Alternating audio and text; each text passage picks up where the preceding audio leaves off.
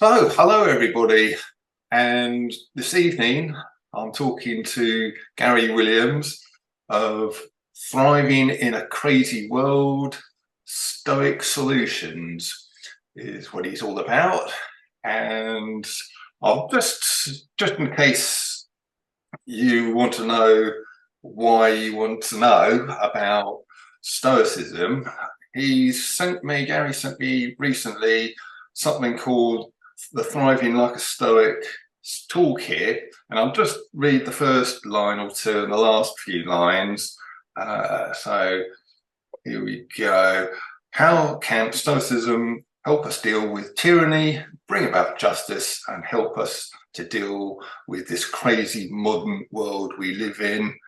And then if we go to his last paragraph on this, remember, Stoicism is not about perfection, but progress. Embrace the journey of living and applying Stoic principles to your life. By doing so, you will develop a resilient and purpose-driven mindset that empowers you to navigate the challenges of tyranny, look for justice, and deal with modern life with grace, wisdom, and resilience. So if that doesn't resonate and appeal to us in the freedom movement, I don't know what will.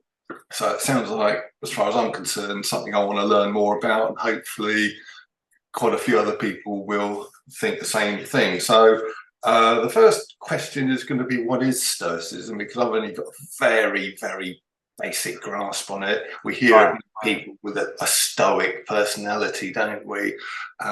Which basically means people who are relatively unflappable, don't get too emotional, especially in stressful times. And have I got that more or less right? What is Stoicism? Well, that can be misleading, actually, because of what we've been told in the past. And you see, you're probably old enough to remember Spock on Star Trek. Yes, yeah. The unemotional man. There's other characters, isn't there, in the newer Star Treks as well, which the Vulcans, isn't it? It's the Vulcans, and they don't show any emotions at all, do they? No. So you could be misled into thinking that that's kind of Stoicism, if you like, but that's far removed from the truth, really. There's so much more to it. In fact, there's so much. There's no way, say, in an interview like this, that we could possibly cover the whole concept of it. But we can, dig in, can't we, and find out some things that are going to help us in certain areas. Which is where's the appetite? Yeah. Because I'm sure you've got a life to lead at the same time.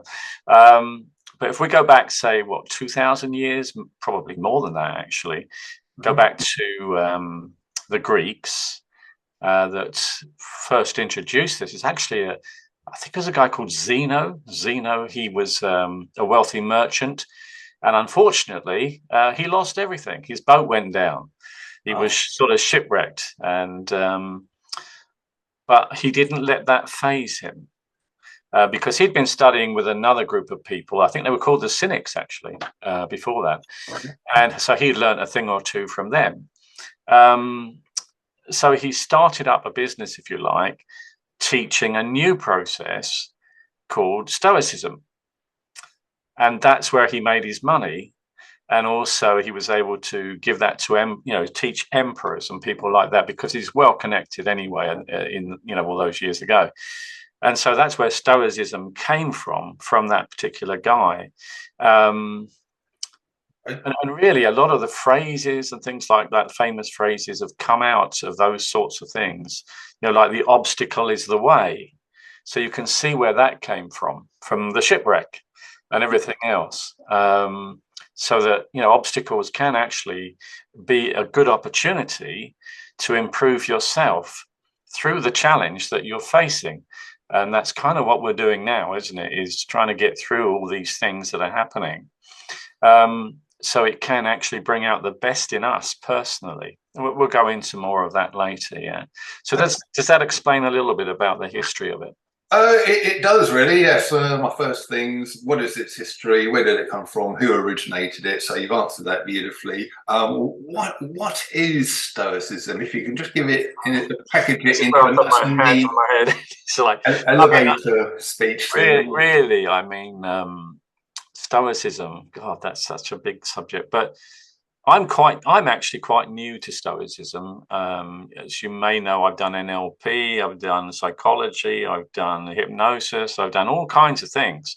And I also studied a little bit of Stoicism, a few years back, and kind of put it to one side. And like I say, I was thinking that it was like the Spock kind of process and all that, and it wouldn't be much good. But in the recent times, with all the challenges that we've had, I've read various books on Stoicism, and I began to think, well, hang on a minute, this could actually work. There's something in this. And especially the things that you were talking about, earlier on at the beginning there, and the rundown of that.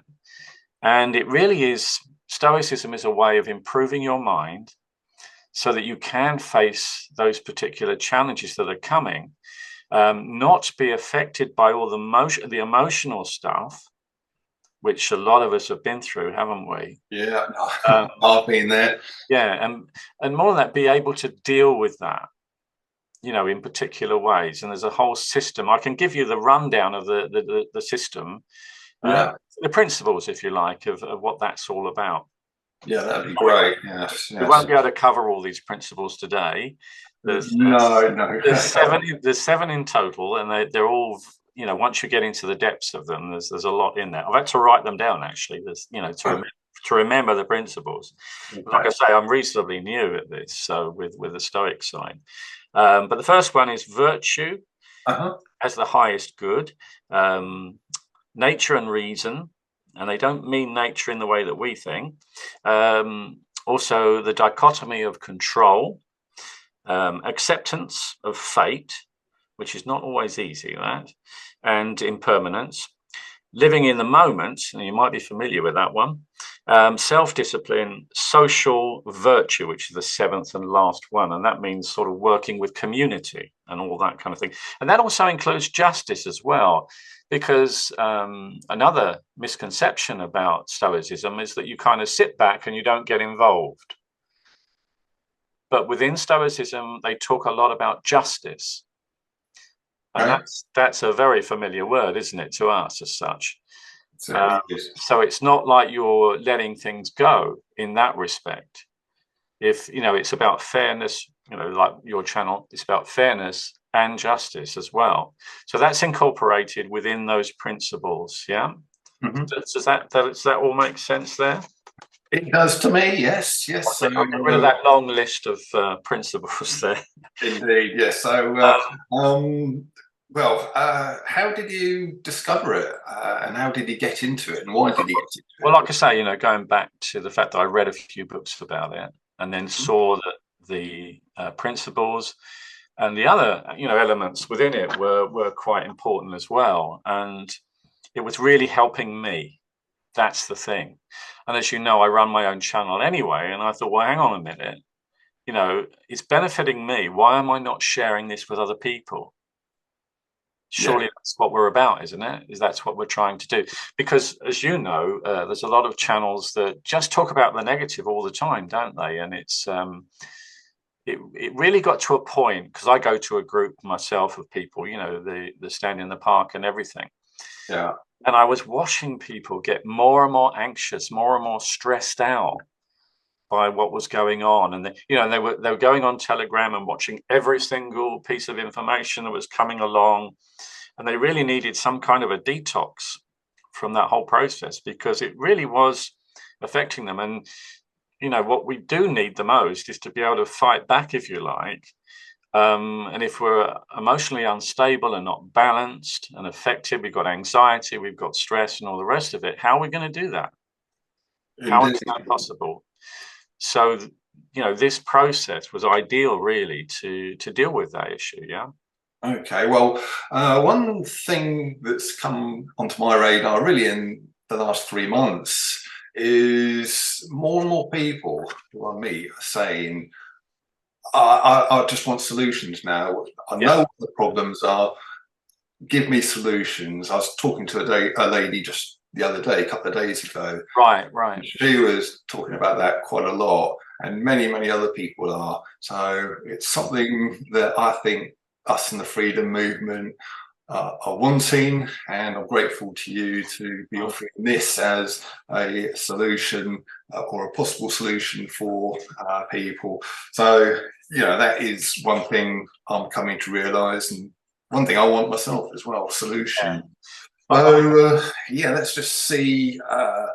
Well, the next question is, how long did it take you to learn? Is it something that's quite easy to learn, the basics of? There is a secret about that, and that is that you never stop learning it. It's a lifelong thing. It's not a religion, but it is a bit like that in the sense that you're never finished.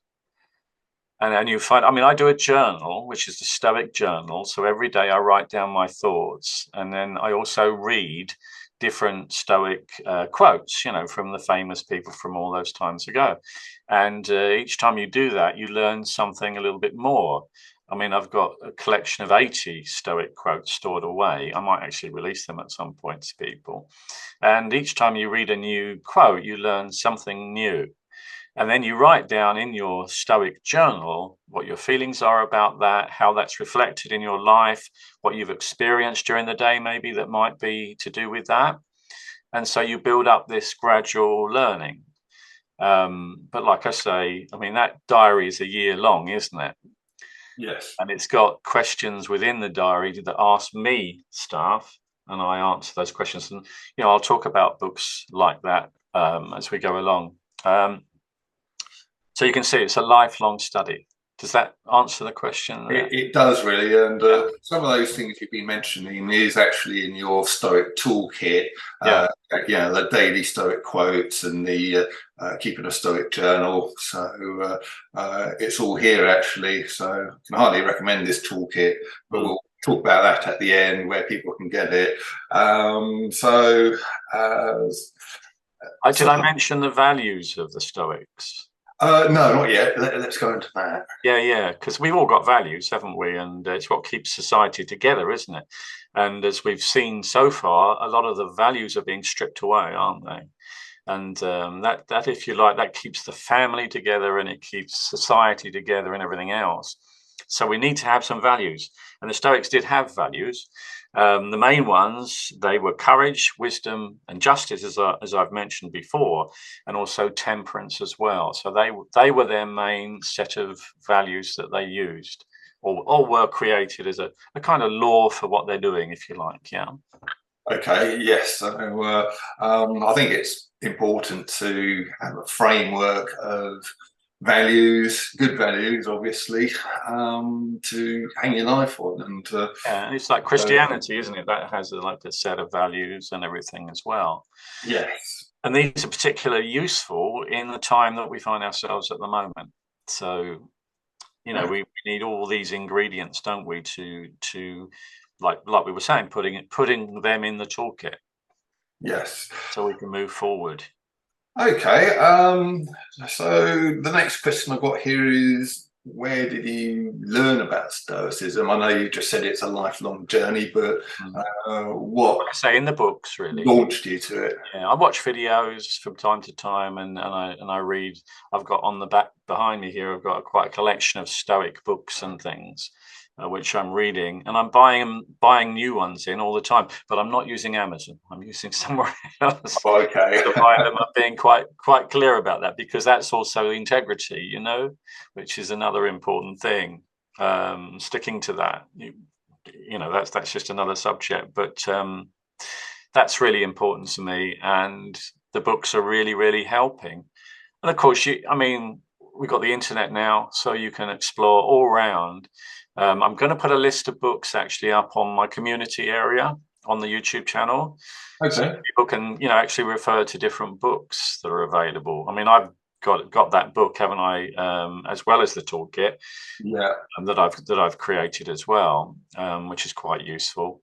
But the toolkit should be really sufficient for what people want. So, just to get make a start, and then obviously if people want to learn more, if you want to learn more, go to Gary's site, which So emotional resilience is what the book's about, really. Mental and emotional resilience. Okay. What we need, isn't it? So It is actually, that's led me nicely into the next question. How has it helped you? What Mm. have you achieved with your life with There's it? many, like I say, many areas that we could talk about. What I'm achieving in my life is, with the help of all these things. I suppose there's three main areas, but I think what I'll do today is stick to one particular area which we've all been through, and that's the area of fear. Mhm. That's really has caused a lot of problems with people, isn't it? Being in fear as such, which makes us really anxious. And I can bring another Stoic idea into this. It's about um, something that you'll find in a lot of self-help books, and that's living in the now, staying in the now, which is a useful tool. And people say, well, how can you do that? Well, it's basically not worrying about what's happened in the past, and not being anxious about what's going to happen in the future. So there's a few obvious questions that will come from that, isn't there? How can you possibly do that in the moment? Well, the fact is that if you don't do it, then you are going to have that anxiety, and you're actually being delusional, because you do not know what's in the future, even though we kind of we try to predict that, don't we? But we can't say 100% how things are going to turn out. And I believe we're going to go through a lot of pain before things get better, but I'm convinced that they will, because Me certain people have basically shot themselves in the foot in that respect. And more people are waking up to what's going on. So that's why I believe that. But I haven't got a crystal ball. I can't say that for certain. So what I'm doing is living in the moment, and giving what I can in this moment to people. I Yeah. think that's a very good way to be, and it's kind of what I'm doing as well, Yeah. really. And I Yeah. think we've all come round to that, haven't we, really? We've been educated into that now, because it's the only kind of survival mechanism which makes sense in that way. And enjoying the life you have now.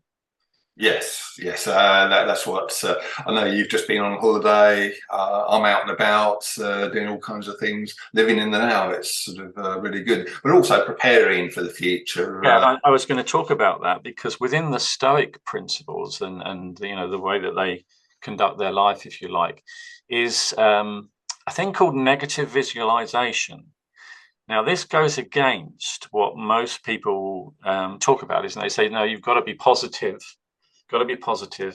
just hope for the best. But negative visualization is not doing that. It's saying to yourself, what is the worst outcome that could possibly happen? Yeah. And what I would call this is kind of mental prepping. You've Right. got your other forms of prepping, haven't you? I've got some food. I'm thinking about all the different things, the potential that could happen, and all of that. But there's mental prepping as well. And so you'll say to yourself, well, what could possibly be the worst outcome of all? All right. And then you say, right, well, what would I need to do? What would, like when you're prepping, how could I cope? Maybe things won't turn out well or whatever. But just having that concept in your head. But the important thing is, it's like putting it away in a drawer, saying, right, done that now. I'm relatively organized for the ultimate thing or whatever. There's all sorts of limits on that, isn't there? And you put it away in the drawer then, and walk away. And as we just said, you then live in the moment, focus on what's happening now. But it's in the back of the mind, just in case. Well, I really like that concept of mental prepping. That's a Yeah. fantastic way of thinking of it, because many of us are doing the physical prepping, but the mental side is just as important. So I know you're growing things and everything as well, aren't you? In the back there. yes, yeah, I've got a few potatoes in there and a few other bits and pieces going on. So Yeah. yeah, the food. Yeah. So it's the same kind of concept, isn't it? So, that will help to build your character, your resilience, if you do that kind of thing enough. So, and you're just being logical, aren't you, about things, and accepting them for what they are, which is another Stoic thing. Is realizing what you can control, and letting go of what you can't control. That's quite a big thing. One of the first things I would say within Stoicism, because you're bashing your head against a brick wall. So what you do is you find things that you can do. Now I'm doing the video channel, aren't I, and everything else. I'm contributing to the community, which is that other aspect of Stoicism that we talked about, and I'm helping the community to get through this. That's my contribution to it, rather than trying to shout at people, do things, and run around like a headless chicken trying to solve the problems. And maybe I haven't got the ability to do that. So it's dealing with what I can control, letting go of what I can't. Yeah. Okay, I think in the toolkit you were talking about having two circles, a circle and a circle, and Yeah, the inner one is what you can control, and the outer one's what you can't control. that's right. Yeah, exactly. Concentrating on the inner one. So yeah, I saw. Some people, may see that as being like giving up, but it isn't that. It's actually, if you don't do that, you end up being in the mess, like I was talking about earlier, and you're getting more and more anxious, you're worrying about things. And if you're in a state, I learned this from my stress management training that I had years ago. If you're in a state of stress, then your mind isn't going to work properly. It's just how it works, or doesn't work as such. So you're not going to be much use to anybody, really. Indeed, yes. One of the things, because I want to offer solutions, really, rather than talk about the problems as such. But one of the things is something, and this really got me as well, because when I started to really go in depth about the Stoic principles and everything else, I began to realize that if you go to any bookstore and you go to the row that's got self-help books on them, and I started to open a few recently, and I thought, hang on a minute, this comes out of Stoic principles. So there's nothing new under the sun, you see. Okay. But it doesn't tell you that in the book. It's like there's some kind of a guru, and I mean, Stoicism is very similar to Buddhism and things like that as well. But, it amused me that I was reading the stuff that I was already reading. But that was like 2,000 years ago, that the concepts, Yeah, it's all this ancient wisdom, isn't it? Yeah. We tend to think they were very basic people, sort of cavemen and women, didn't know a lot, but it's far from it. I think we've still got some cavemen, though, haven't we, in places? I think so, yeah. All kinds of crazy stuff, which doesn't make any sense, but there we are. But one of the things that's in the self-help books, and also as part of the Stoic approach, is mindfulness. Being mindful, and you may have come across, certain aspects of that. Yeah, just expand on that a little bit. I can, and I'm not going to make it difficult, because I think a lot of people are put off, aren't they? They think, oh, this must be some kind of yoga approach. You've got to ring bells, do chanting, and cross your legs. And if you're my age, that's not such a good thing, is it really? But my wife's a yoga teacher, so I'm going to have to be careful what I say, just in case she overhears what I'm saying. But, the point about that, and this is something I do every morning, just before I film a video or whatever, and I'll just sit there and be with myself for a length of time. And I think you'll find that a lot of people, they think that would be quite easy. But when they actually come around to doing it, and just sitting without, doing anything, just sitting there, say, for half an hour, yeah, the thoughts start to come, don't they, about this, or have I done that? Or I've got this other thing to do later, haven't I? And then there's, should I be getting on with that now? Because I'm only sitting here doing nothing, aren't I? And it is a real training to be able to sit there and allow those thoughts to come, but equally allow them to go without really acting upon them in any shape or form, or even extending them in your mind to the next thing, to the next thing, to the next thing. Right. Does that make sense? It does, yeah. One thing I find very hard is when you're doing this kind of meditation stuff, and they say you should just concentrate on your breathing and not let anything come into your mind. Well, I can last about 30 seconds. It goes wrong. That's where it goes wrong. Yeah. Don't let anything come into your mind. But if you weren't thinking, you would die. Basically, you wouldn't survive because yeah. unconsciously you've got all those processes running, haven't you, that keep you alive. And somehow we manage to ignore those processes, don't we? Because if we were to think of everything that's going on with inside of us and everything else, our mind would just go crazy, wouldn't it? In the amount, it'd be too much information. It would. It Yeah, would. yeah, So you can let thoughts come into your head, but definitely. just don't act on them, as it No, were. Yeah. no. Yeah. And allow them to be there. Okay. Okay. But then equally just allow them to go as well. It's a, Right. Well. it's a hard concept to understand, but when you practice it over time, you say, well, yeah, you recognize the thought, don't you? So yeah, that's the what's it, that's a what's it thought, or that's a stressful thought, or that's an angry thought, or you see where I'm going. So you just sort of say, yeah, that's that, and you accept it for what it is, and you'll find that it will dissipate. You try and identify them, like you just said. Oh, yeah, when it comes Kind in. of identify, Oh, kind of. yeah. You don't want to give them any kind of substance, though, in that respect. You just accept that they're there Okay. and then allow them just to go. You can do visualization if you like and watch them, the word, make the word, whatever it is, or create a word for what it is, and just watch it float off into the distance in your imagination, You can use all kinds of things you can do. I don't do any of that. I just sit there and, like you said, just do a bit of breathing. I've got special breathing techniques that I do, but I won't go into that because that's more to do with my heart condition and everything else.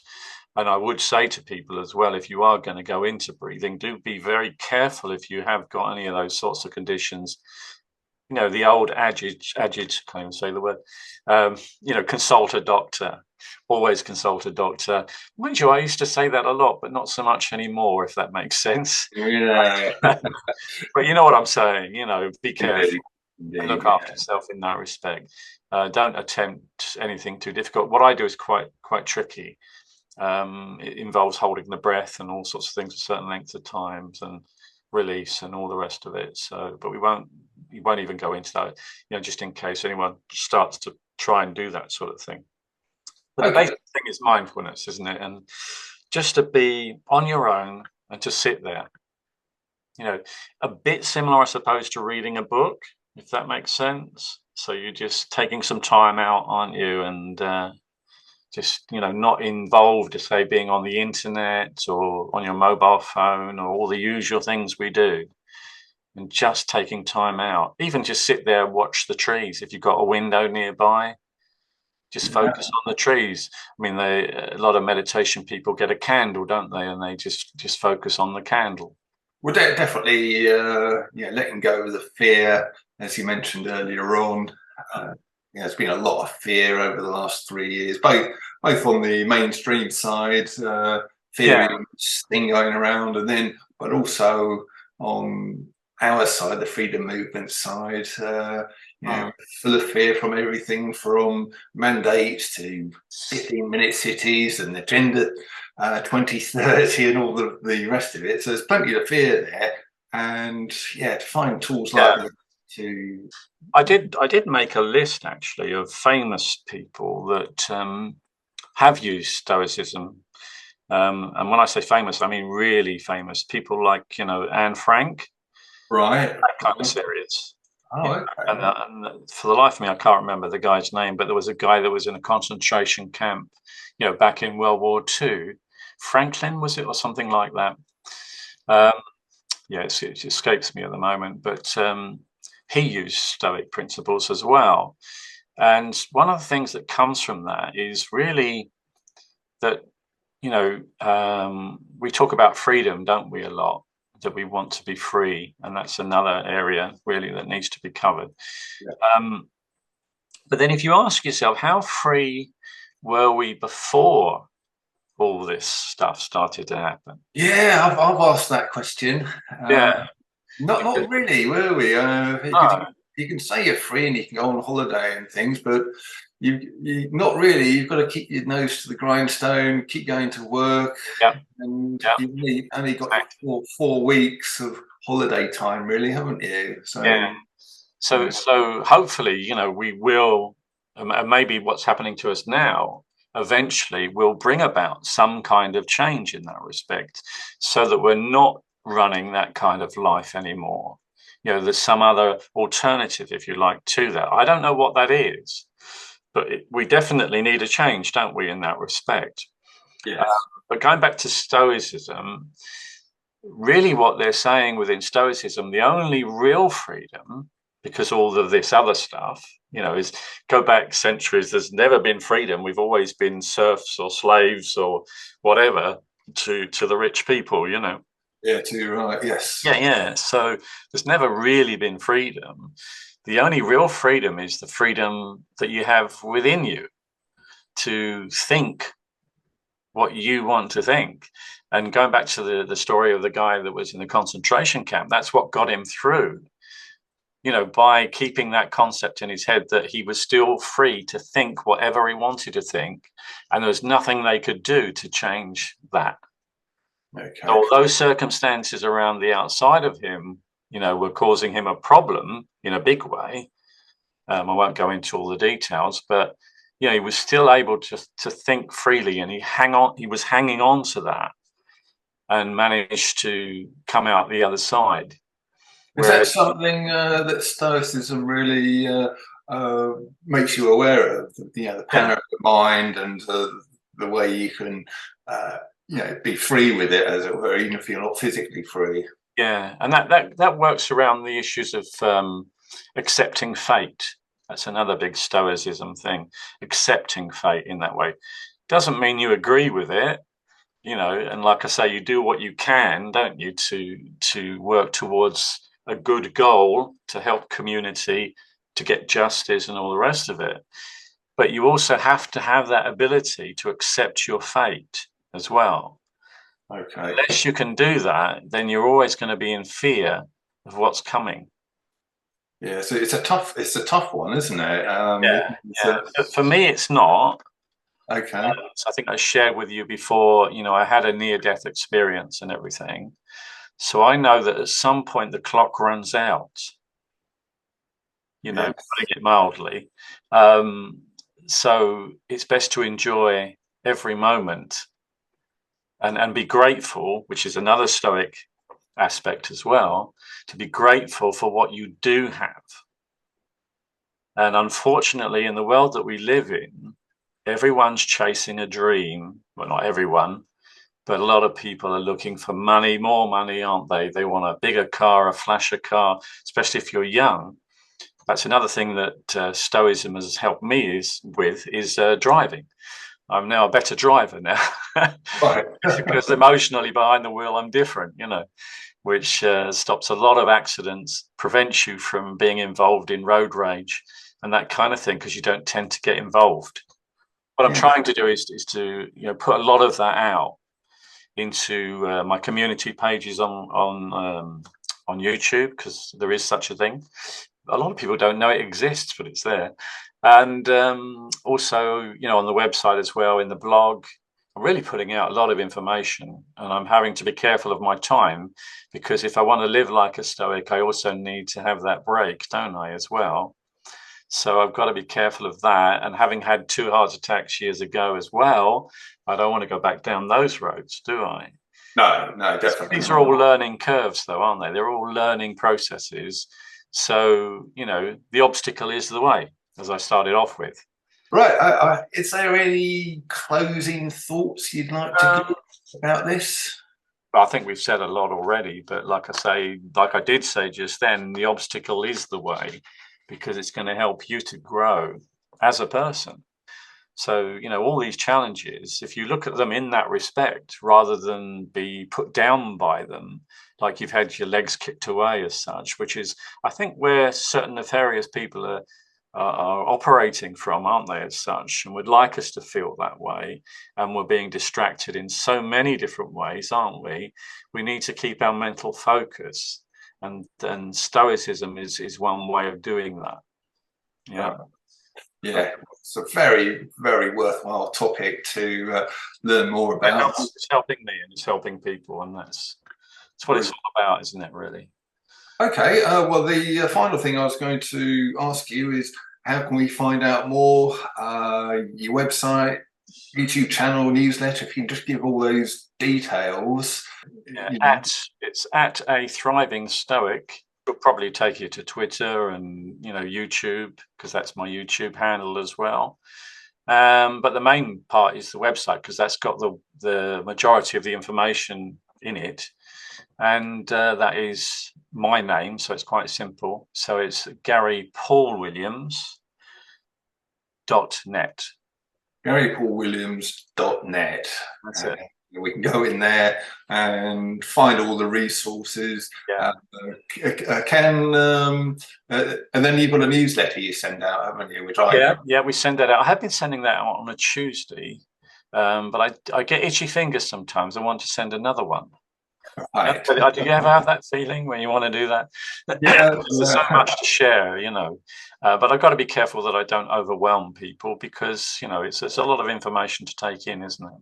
It is, yes. So, but a newsletter you can sort of drip feed people a little bit with. Yeah. And then I'll take it on your website as a little thing to sign up to your you can put your details in there, and I can send you the stuff. And also, because it's a newsletter, we can say things maybe that we can't say here, and in other places. So that's quite important as well, I think. Yes, and the toolkit I mentioned, or we talked about earlier on, is that on your site as well? Yeah, that's free. Yeah, well, but if you sign up, you'll get that toolkit straight away. Oh, okay. Get all those details. Yeah, so there's many different things you can have. I've also got a stress and anxiety book for sleep, for people, because sleep is one of your first line of defenses. Because if you don't get sleep, as you've probably experienced at some stage of your life, if you're not getting the sleep, you can't really function properly. So that's quite important as well. So there's a lot of things there. Yeah. Okay. Well, it sounds very good, and I highly recommend visit your site. I'll put the details in the description box below, etc. And yeah, Gary Williams, thanks for your talk on Stoicism. I hope people have got a lot out of this, and will explore the subject in more detail later on. And yeah, thanks for your time. Cheers.